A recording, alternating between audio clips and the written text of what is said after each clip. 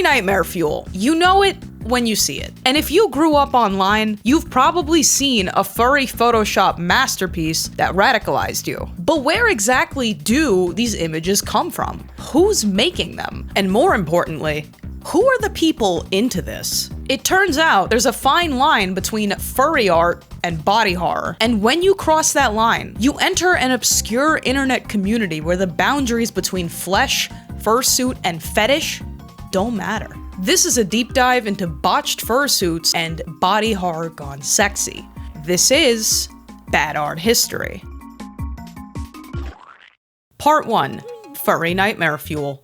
The internet operates much like a freak show. We are morbidly obsessed with creating mythology around our freaks, in every sense of the word. So when a video of a furry dolphin homunculus man began circulating online in 2008 with virtually no explanation, it tapped into humanity's oldest instinct: being mean to furries on the internet. So where did this thing come from? This is where our rabbit hole begins. On March 24th, 2007, the Canadian art team North Fur, specializing in making animal-themed face prosthetics, had recently finished up their latest practice piece, a hyper-realistic dolphin muzzle. They took a few pictures, uploaded them to DeviantArt, and the whole thing flew under the radar. But a few months later, the dolphin man inexplicably appeared on a furry image board, and someone thought it would be funny if they reposted him to the furry porn website E621.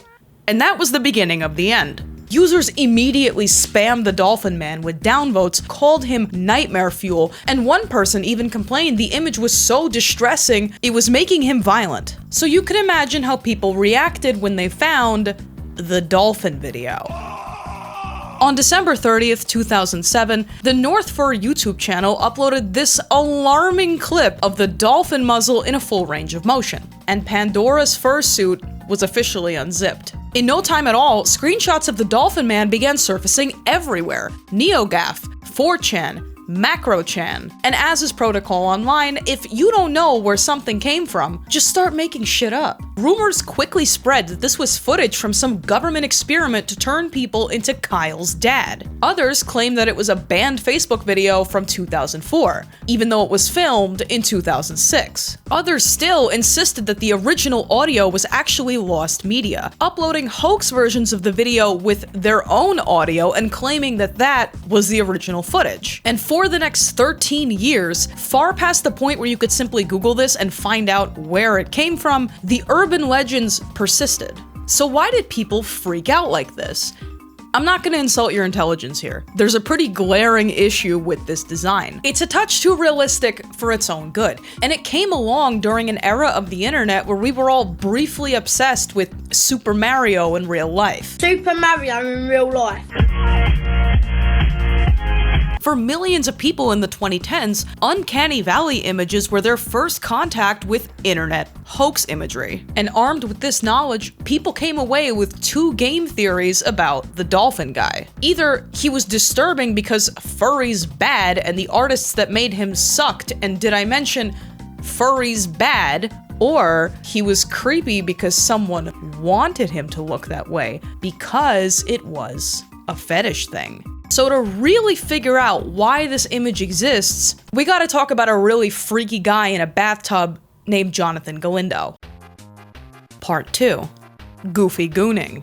So in 2020, kids on the internet were legitimately living in fear of this photorealistic Goofy cosplay in piss yellow lighting with dead eyes. But one look at this image and you can tell that it's significantly older than TikTok. So where did this furry nightmare fuel par excellence come from? On January 28, 2012, a user on the furry art site Fur Affinity, going by Dusky Sam, began documenting his progress on a Goofy cosplay. Through a combination of clothes, makeup, and a dog snout prosthetic that he had purchased from North Fur FX, Dusky Sam uploaded a series of 29 photos showing off the range of his talents. He even dipped his toe into some alt history predictions. And this was all well received until it hit 4chan in 2015. Internet sleuths began digging deeper, and in no time at all, they found his Xtube account. Over the next 3 years, different goofy photos, explicit and otherwise, began to surface on Reddit, sparking discussion about which side should have actually won World War II. But the videos have long since been taken down, the site hosting them is closed, and it seemed like Dusky Sam could finally put all of this behind him. Until 2019. That year, a new offshoot of an infamous whale-themed internet challenge had just taken off. Numerous identical accounts popped up across all social media sites claiming to be someone named Jonathan Galindo, who looked like this and threatened to dox children unless they performed some permanent act. It seems obvious now that this was not all just one guy, but TikTokers weaponized their collective 10 IQ anyway, and uncritically made the connection between Dusky Sam's cosplay and the fictional persona of Jonathan Galindo. And they came after him so hard that Samuel Canini, the actual human being behind Dusky Sam, had to issue an official statement disavowing any connection between his artwork and the challenge. And it was at this point, researching the video, that I hit a wall. I knew in my gut that this was connected to a fetish thing somehow. I wasn't convinced that this could possibly just end with the goofy nightmare bathtub, but I figured, okay, there's one more furry nightmare fuel classic that I haven't looked into yet. It's probably nothing, but you know, maybe it'll contain a very specific phrase that only gets used in a very obscure DeviantArt fetish community that gets so balls to the wall with it that even furries don't want to touch it. You know, hypothetically. Part 3. The Redbubble Dog Man. So it turns out I was partially right about this fetish thing because this is where it gets really weird. So a few weeks ago, Pugpoggers on Twitter asked me to find the origin of these two images. The one on the right is kind of a dead end, and it's most likely AI generated. But the one on the left is actually a Nightmare Fuel classic from 2009. Uploaded to DeviantArt that year by artist Jagdragon, it doesn't look like much. In fact, it was just this guy's Photoshop project for his CG arts class, and his intention was to morph himself with his dog. But the internet had other plans for him, and in the mid-2010s, this image made the usual rounds on Reddit and Imager, and everyone made their usual kill it with fire comments. One Redditor found this image so frightening, he demanded to know if this actually happened to someone in real life. To this day, no one has answered him. But the dog man also appeared on one other website you wouldn't expect. If you reverse search this, you'll find a listing for a sticker on Redbubble. And the listing name isn't Furry anything or Dog Man or anything like that. It simply reads zoomorph sticker. So I went on deviantart.edu and typed in zoomorph and found this, and this, and this, and all of these. Because even though the dolphin muzzle, bathtub goofy, and the dog man are not exclusively fetish images as intended by the artists, in one of the worst coincidences ever, they happen to look exactly like something that is. Something DeviantArt immediately recommends when you click on this image. The zoomorph humiliation fetish. But if you want to hear a sentence that's a little less upsetting, try, this video was sponsored by Meta PCs. Customizing a PC can be stressful and low-key expensive, but with Meta PCs, you don't have to break the bank. Right now, Meta PCs is offering tons of affordable ready-to-ship builds with great financing options and even no credit financing if you need it. Enjoy amazing performance with their water-cooled systems, customize your PC to match your aesthetic, and build an amazing gamer setup for any budget. If you didn't know, all of my videos are actually edited and rendered on a Meta PC's computer that I customized to be gangster SpongeBob themed.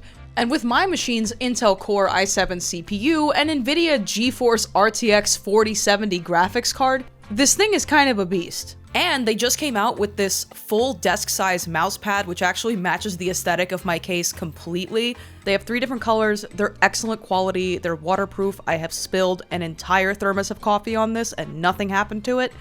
Link below. Between their flexible financing, 5-star Google review rating, and tons of affordable options, you can't do better than Meta PCs. So click my link below or use code Frankie at metapcs.com to take advantage right now and get a sweet discount. Okay, sponsor over. Part 4. Boomers on DeviantArt.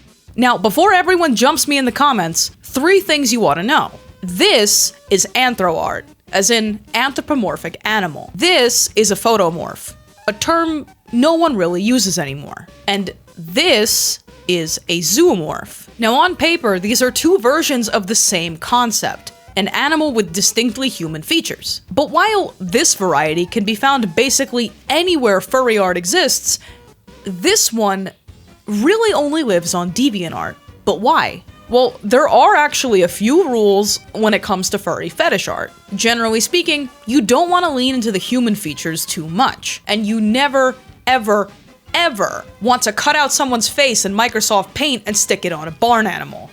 Unless that happens to be your fetish. So to come back to our dog man for no reason at all, right next to him is a user-generated collection called Photomorphs. And already, it's not obvious that this is mainstream furry. The biggest furry porn site that hosts this kind of content only has several dozen images to offer. And one of the few artists behind most of this stuff on there nuked his entire gallery for reasons unknown. And when you look up the term zoomorph, no results on the furry porn sites. Yet DeviantArt is crawling with these guys. This account's whole shtick is taking random selfies and photoshopping animal features onto the women's heads. And the comments are all really normal about it.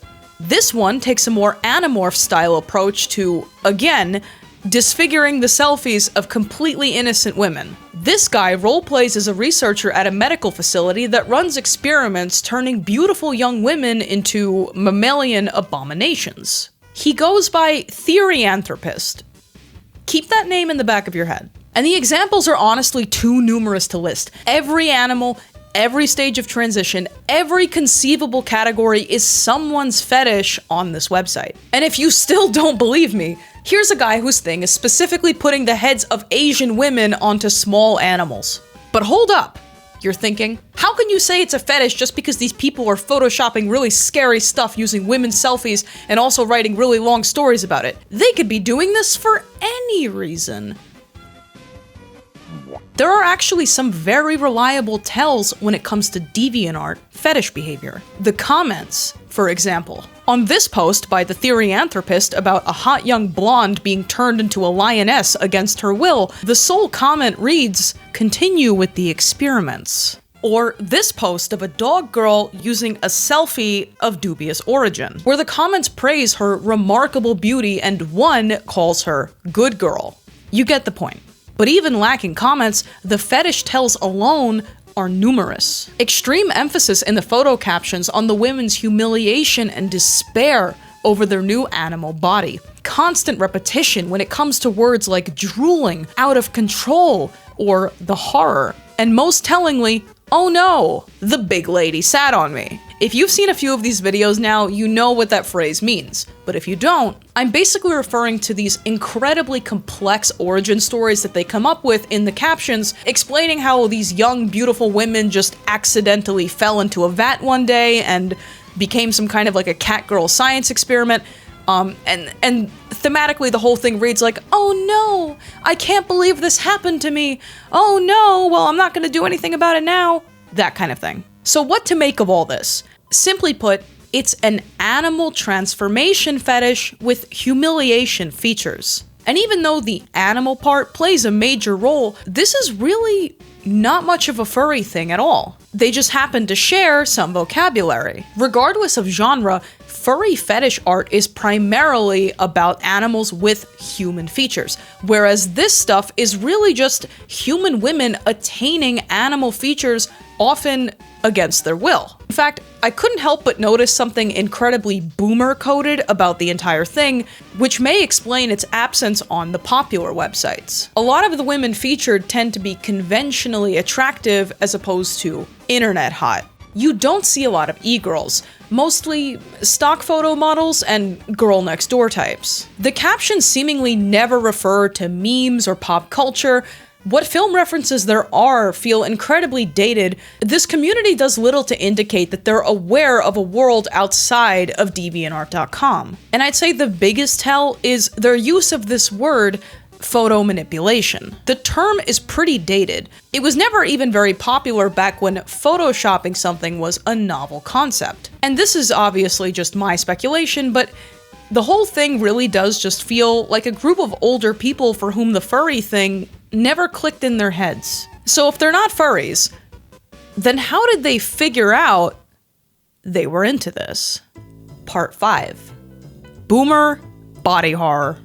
Transformation fetishes are everywhere online. Often abbreviated TF, they're one of the most popular categories among furry websites and really anywhere you find fetish art, period. And the simplest explanation is, many people are drawn to imaginary scenarios where they can surrender power of their body in a controlled environment. Kinda like a masochism thing. Others prefer the opposite, where they can transform into something big and powerful. As with a lot of fetishes with big internet communities, it's often a case of early childhood exposure to transformation sequences in books and movies and cartoons, things that take on a morbidly fascinating quality by the time puberty rolls around. According to psychologist and professional gamer PhD Dr. Mark Griffiths, the most common type of transformation material online, by far, is humans turning into animals. And this is not shocking. Transformation has a massive overlap with basically every subculture that has even a single gooner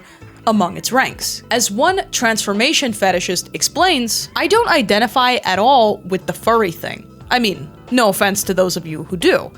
For me, it's merely a curiosity about what a particular form would physically feel like. And in some cases, there's even a slight element of humiliation at no longer being entirely human. It's when some element of control and/or slight humiliation appears that it becomes erotic. In fact, I've noticed one common theme in all the transformation scenes that caught my attention growing up. The scene typically focuses on the character's reaction, which is often a sense of, my own body is betraying me. In the imagination, transforming can be liberating and escapism and empowering and all that good stuff. But in reality, it would be pretty painful and horrifying to behold. Now, quick tangent here. For what it's worth, the dolphin muzzle was not a fetish piece. We know this because in virtually all of the posts on the usual sites tagged NorthFurFX, it's just run-of-the-mill photography showing off their makeup skills. No holes, barely any flesh. But he breaks the illusion, because in real life, transformation would probably look a lot like this. In other words, disfiguring. And for people who get off to humiliating transformations, that's the whole point. It's only a few clicks away from zoomorphism before you get into the darker stuff. Girls stranded in the humiliating midpoint between woman and reptile, women who barely resemble humans at all. Many of these I can't even show you because they're legitimately just screenshots from the hub, with the women's faces made to look as animalistic and disfigured as possible. And if you dig deeper still, you find the dog woman head swap community, which is exactly what it sounds like.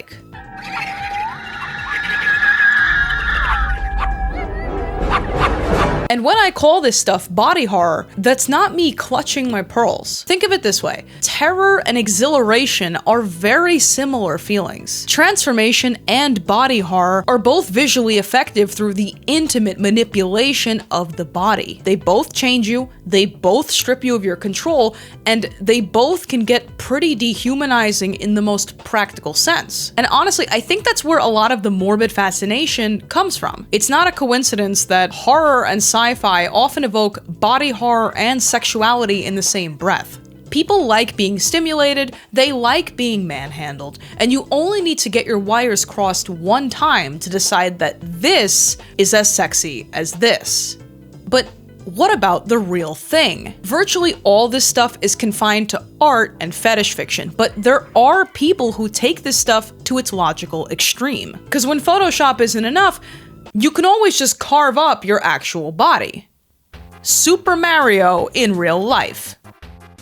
Biofur as a term is very controversial. You can't look it up on DeviantArt, and its discussion page on Wikifur cites its unpopularity as a naming convention because so few people seem to identify that way at all. But every group is entitled to its outliers, and there is a vanishing minority of furries for whom transformation art alone simply doesn't cut it. Back in 1998, a furry troll going by Blue Otter launched Furnetics.com, the website of an alleged gene therapy clinic running out of Mongolia that was developing human-to-furry technology. You can even click this link that goes nowhere to learn about their upcoming 2015 partnership with the nation of Iran. But some people were more sincere about this. In the 2000s, there was this very obscure website called the Equine Dream Foundation. Its mission statement? Promote transhumanism through body mods, surgery, medicine, any means necessary. The site itself contains a few pieces of transformation fiction and poetry. On their Hall of Fame page, they cite Michael Jackson, the Lizard Man, and this man covered in leopard print tattoos as living examples of extensive body modification. Now, the implication that Michael Jackson literally became a white guy because he had vitiligo is very funny and incorrect, and I'm not really sure what he's doing on this website, but it did make me laugh. I wasn't expecting to see that. And while someone like the Lizard Man is undeniably super modded in service of looking like a specific animal, the consensus is not that he's literally turning into one. Evidently, this subculture got laughed out of the room by other furries, and this is probably why biofur never really became a thing. There's even a 2008 DeviantArt thread making fun of this specific website. But surely, one person out there must have attempted to remove body parts to actually become an animal, right? In the most extreme example that I could find, some of you may remember this 2019 incident where a furry, alleged, had some kind of a DIY dry ice treatment that he was using for his arthritis, which accidentally froze his hands and forced him to amputate. Allegedly, so that he would have no choice but to wear prosthetic paws for the rest of his life. Now, I have looked high and low for evidence that this is something this person did on purpose, and every single time I found the same 4chan screenshot that people were reposting and treating as gospel. I really don't know what to think. I'm not sure this is true. So, are people doing this to themselves in real life? You know, like that one Redditor wanted to know about the dog man? No. But there is a small online community of people that believe in this on a spiritual level, and they call themselves therians. And there's that word again, therian. You may remember that the DeviantArt medical experiments roleplay guy, his username contained this word, therianthropist. But therians online are a different thing, and they're not a fetish. They know that they're human beings, but it's their belief that their human form does not reflect the innate spiritual animal identity that they experience. They don't actually think they're turning into animals, and they really only pertain to our discussion because they use similar vocabulary to the zoomorph fetish guys, but I have a feeling that's only the case because the genre of guy turning into animal provides us very little vocabulary to choose from. So we've covered the nightmare fuel, we covered the fetish, we covered the body horror thing, but we haven't covered you. Because you have definitely indulged in this kind of thing, not necessarily in a fetish way, and you probably didn't think twice.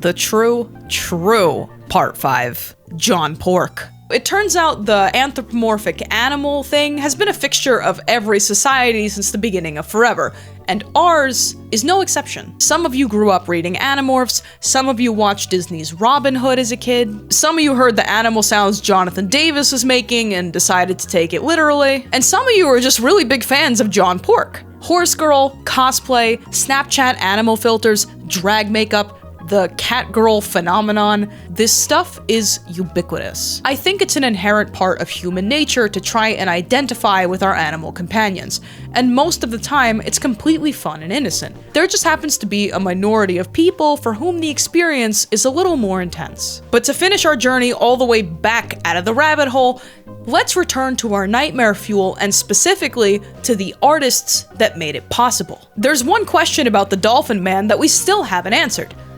Why did he look like that? Well, I hit up North4FX on Twitter, and this is what they had to say. In 2005, I met my partner, and he wanted to be more involved in my business. He'd never tried sculpting before. In 2006, we discussed what he could sculpt, and we decided to go for a dolphin because he was a fan of the Sega Echo games, and I thought it would be a simple shape to train on. So we both worked on the dolphin, passing it back and forth, taking turns working on it, for him to get a feel for the process. Unfortunately, he couldn't quite get a grasp for morphing an animal shape to fit over a human head, and he hasn't sculpted since. The makeup was done on August 30th, 2006, where I modeled it. I saw the "This is not a drill" video when I saw a notification on my YouTube copyright tab. I thought it was funny.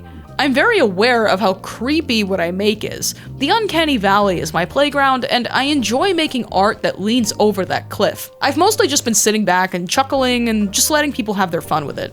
It's an extension of their creativity to create stories and videos and edits with it.